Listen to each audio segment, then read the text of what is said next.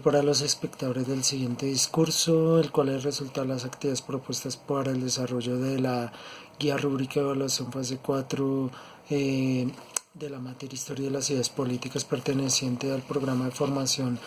de Derecho de la UNAD, Universidad Abierta y a Distancia. Se desarrolló este discurso bajo 3 criterios de evaluación principalmente. El primero es elaborar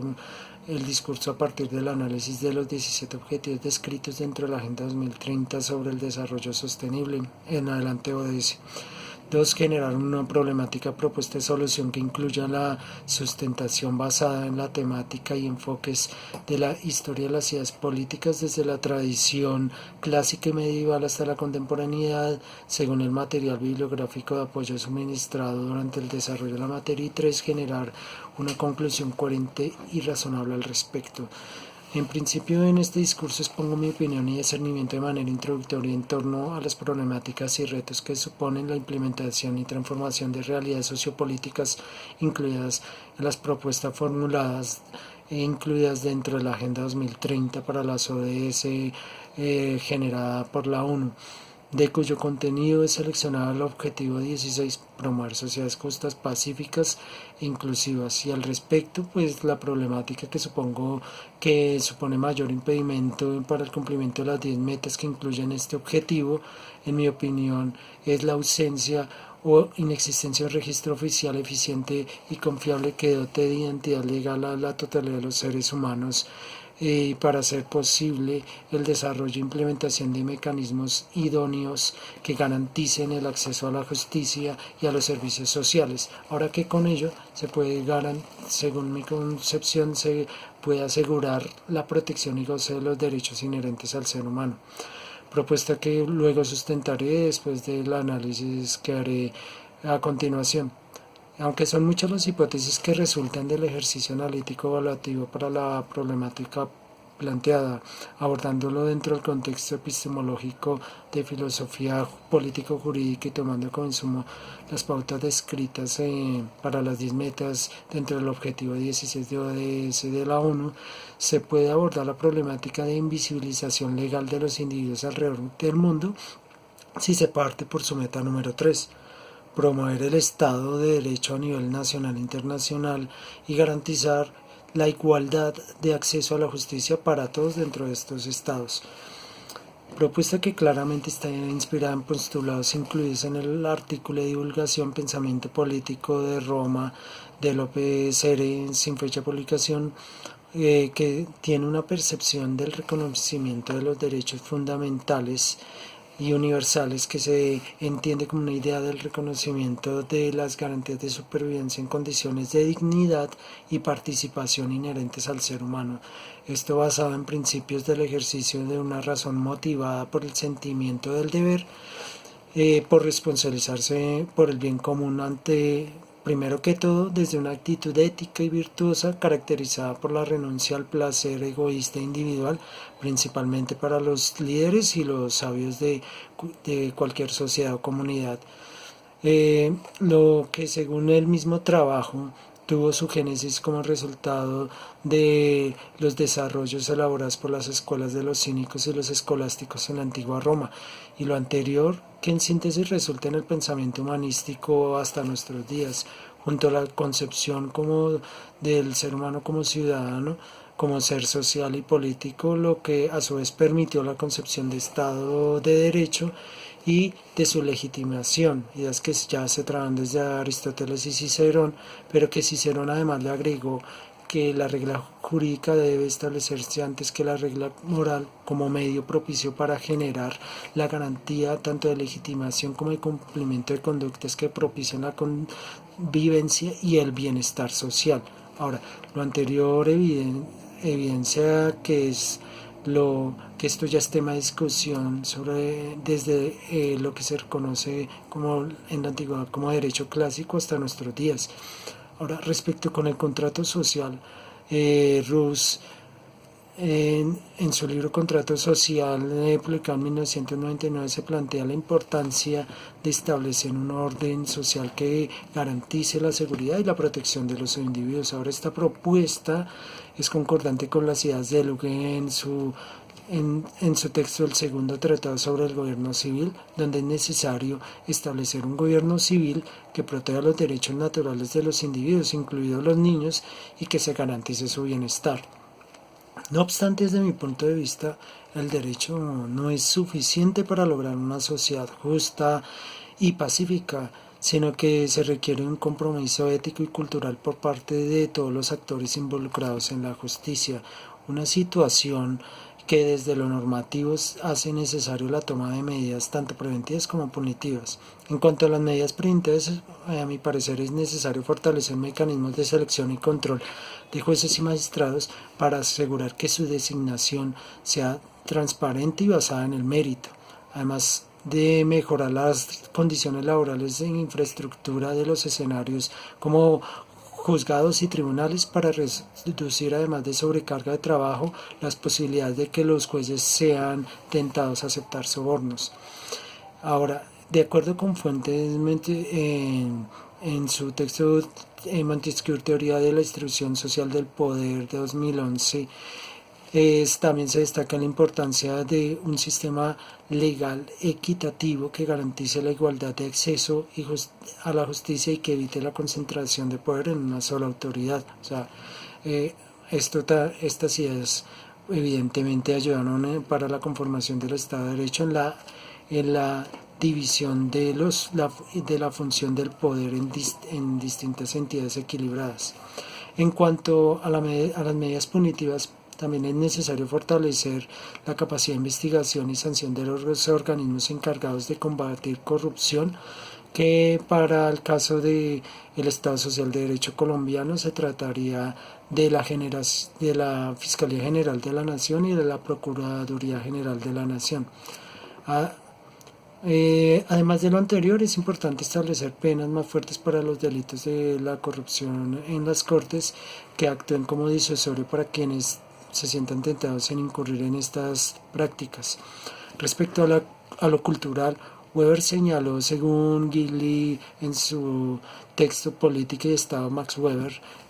Cuarta Jornada de Jóvenes Investigadores, que las normas legales son eficaces solo si son reconocidas y aceptadas por la sociedad. Esto implica un cambio cultural para las comunidades que conciben sus imaginarios sociales y personales mediante interacciones que aceptan estructuras jerárquicas que son distintas a las concebidas en los estados de derecho democráticos occidentales.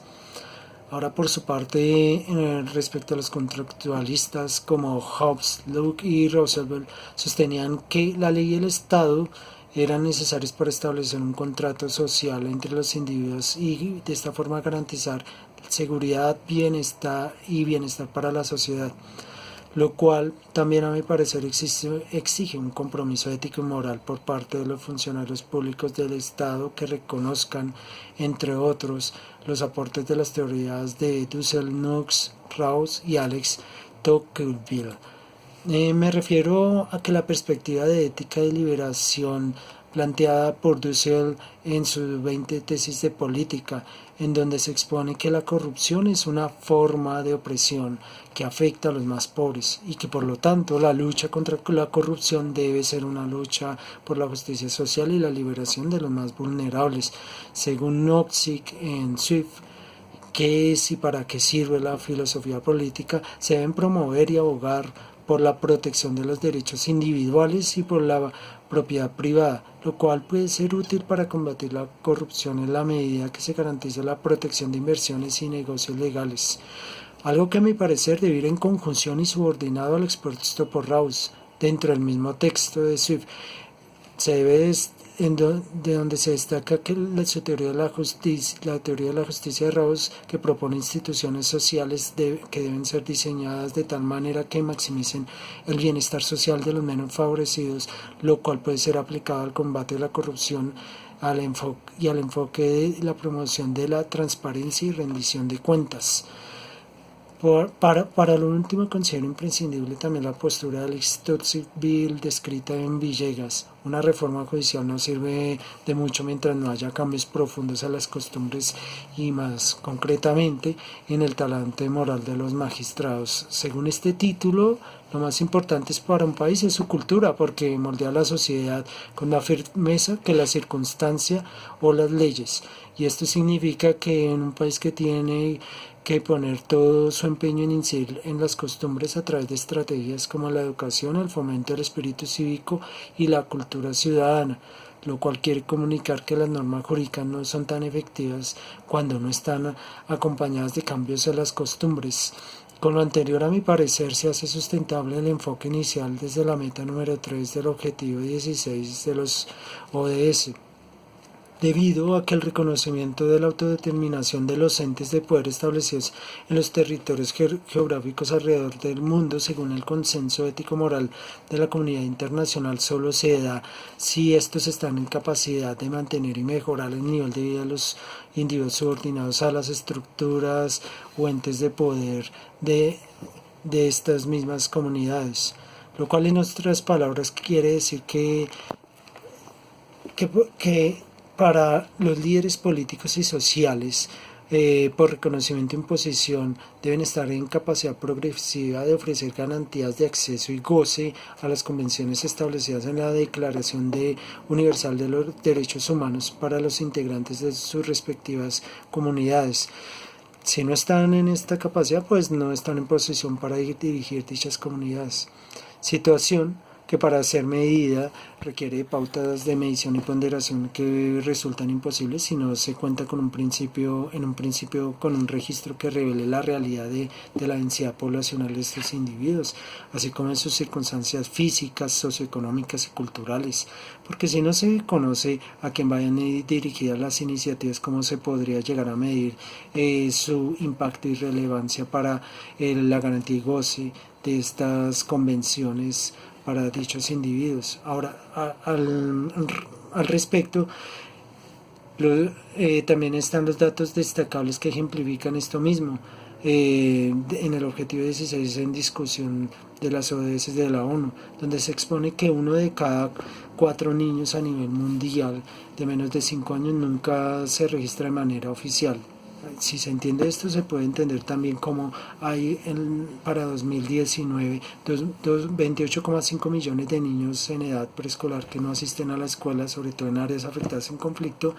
contabilización que puede ser errada e incluso mucho mayor, multiplicada varias veces, debido a que estos datos se basan en registros oficiales o privados. Lo cual a mi parecer resulta preocupante, indignante y vergonzoso sobre todo en la medida en que las naciones desarrolladas y las de vías de desarrollo han promovido y pregonan el derecho a educación como punto de partida inicial para la resolución de las problemáticas sociales y las globales, lo cual a nivel administrativo resulta absurdo, ya que se disfraza la realidad en cuanto a la ineficacia administrativa y corrupción en las instituciones o organizaciones gubernamentales que no están en capacidad de reconocer legalmente a todos los ciudadanos que tienen bajo su control, lo cual en principio es necesario para luego sí, después de evaluar las circunstancias y necesidades de los individuos a su cargo, después implementar iniciativas y medidas de acceso a la educación según corresponda, y que inclusive la ONU reconoce que el derecho a ser reconocido como persona legal es un paso crítico para garantizar la protección de la vida, y también es prerequisito para ejercer todos los demás derechos. En conclusión, para abordar la problemática de invisibilización de los individuos y promover sociedades justas, pacíficas e inclusivas, es necesario combinar medidas político-jurídicas, éticas y culturales, lo que incluye promover el Estado de Derecho, garantizar el acceso a la justicia, fortalecer los mecanismos de selección y control de los jueces, combatir la corrupción y generar cambios profundos en las costumbres y la mentalidad de la sociedad en general. Gracias.